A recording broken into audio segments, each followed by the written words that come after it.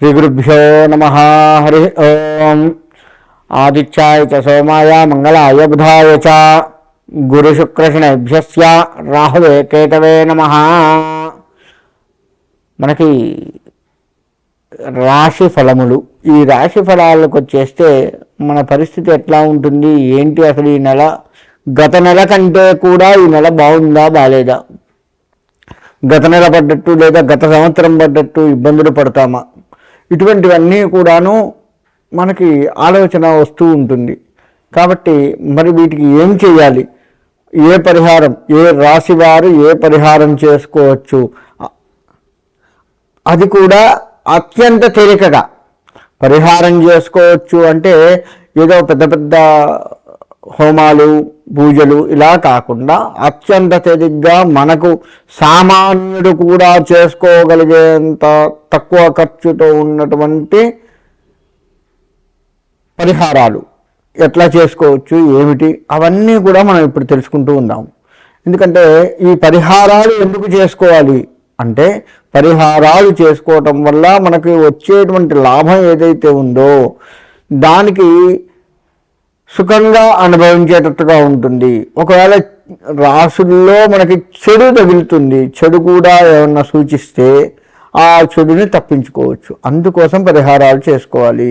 అంతేకాని ఇవన్నీ ఉత్తది, ఇవన్నీ చాదస్తం అని కనుక ఎవ్వరు వదిలిపెట్టినా సరే వారు ఆ కష్టాన్ని అనుభవిస్తూ బాధపడాల్సి వస్తుంది. అలా కాకుండా మనం భగవత్ ప్రీతిగా ఏ రాశి వారు ఆ రాశికి సంబంధించిన పరిహారాలను కనుక చేసుకుంటూ చక్కగా, మనకు ఇప్పుడు ముందే చెప్పుకుంటున్నాం కదా మనము ఎట్లా ఉంటుంది ఏంది అని, సుఖాన్ని వస్తే అక్కడ దాచిపెట్టుకుంటూ, అంటే మనకి ఏదైనా లాభం వచ్చేది ఉందనుకోండి, పైసా లాభం వచ్చేది ఉంటే దాన్ని ఎంతవరకు ఖర్చు పెట్టాలి, ఎంతవరకు దాచిపెట్టుకోవాలి చూసుకుంటూ రాబోయే కష్టానికి ఇవి దోహదపడేటట్లుగా మనము మన జీవితాన్ని బ్యాలెన్స్ చేసుకోవచ్చు అన్నమాట.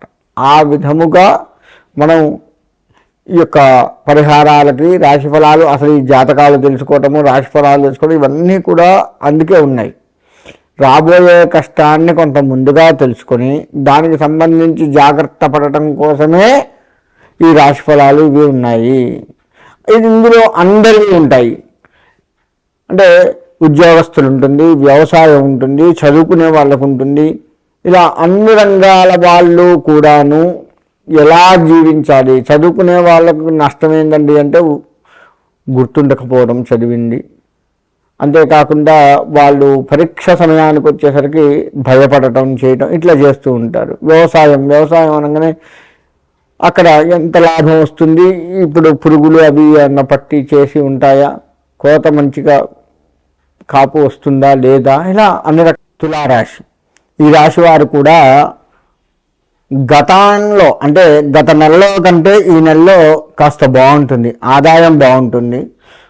ఉద్యోగాలు, మంచి ఉద్యోగాల్లో స్థిరపడిన వారు స్థిరపడుతూ ఉంటారు. స్థిరపడ్డవారు దాన్ని మంచిగా సాఫీగా నడిపించుకునే ప్రయత్నాలు చేస్తూ ఉంటారు.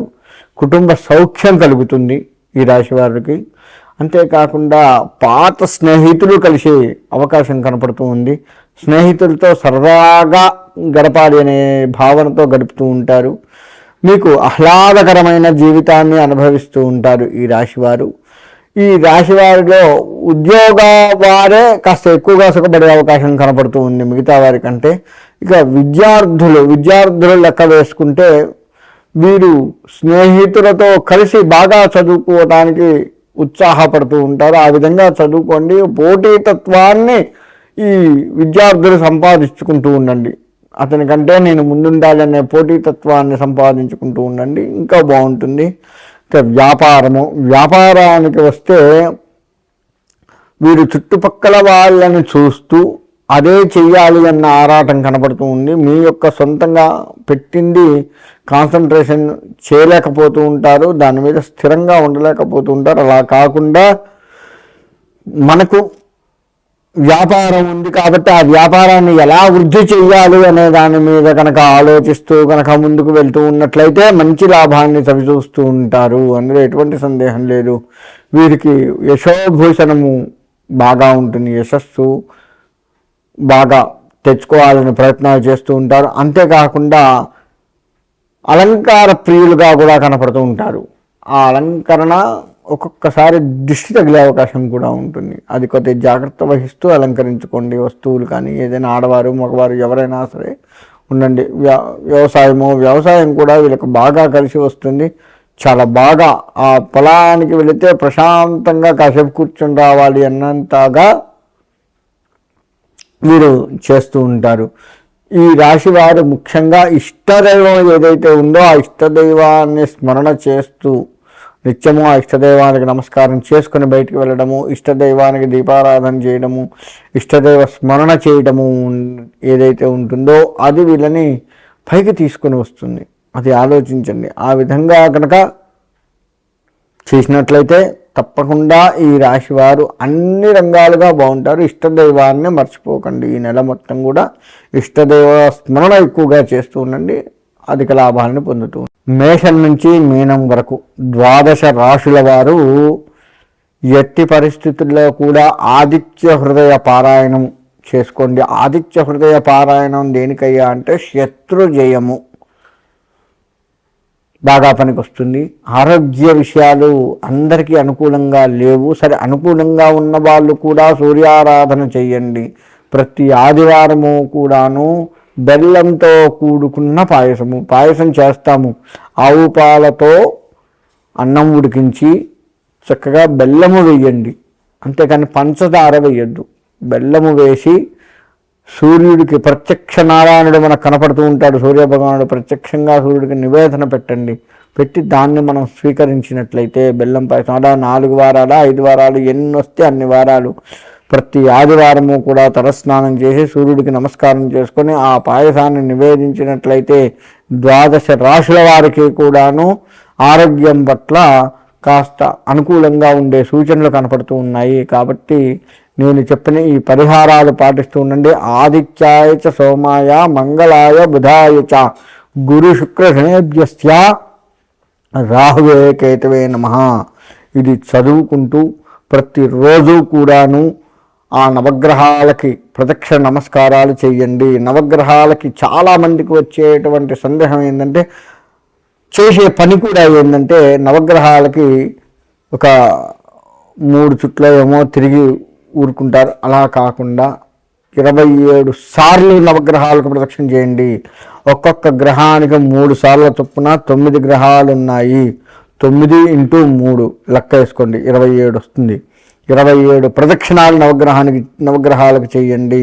అప్పుడే మీరు, ఎందుకంటే అట్లా ఎందుకు చెప్తున్నా అంటే, మనం ఏ దేవత గుడికి వెళ్ళినా గుర్తుపెట్టుకోండి 3, 5 ఇలా ప్రదక్షిణాలు చేస్తాం. 3 కానీ 5 కానీ 11 కానీ 21 కానీ 41 కానీ 108 కానీ ఇలా పెంచుకుంటూ పోతూ ఉంటాం. కానీ నవగ్రహాల దగ్గరకు వచ్చేసరికి ఓ 3 ప్రదక్షిణాలు చేసి ఊరుకుంటారు, లేదా 9 ప్రదక్షిణాలు చేసి ఊరుకుంటారు. అంటే వాళ్ళకేమో ఒక్కొక్కటే ప్రదక్షిణ చేస్తాము. కనీసంగా 3 చేయండి. ఒక్కొక్క గ్రహానికి 3 వచ్చేటట్లుగా చేయండి. అలా చేసుకున్నట్లయితే ఆ నవగ్రహ అనుగ్రహం కలుగుతూ ఉంటుంది.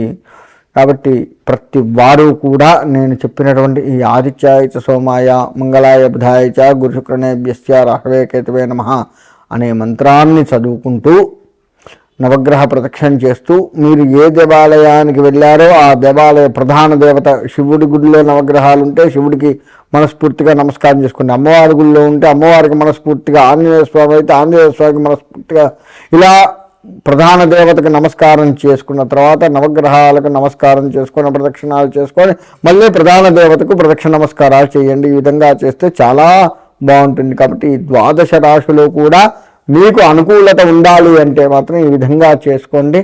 మీకు నవగ్రహ అనుగ్రహం కలిగి సుఖంగా ఉంటారు.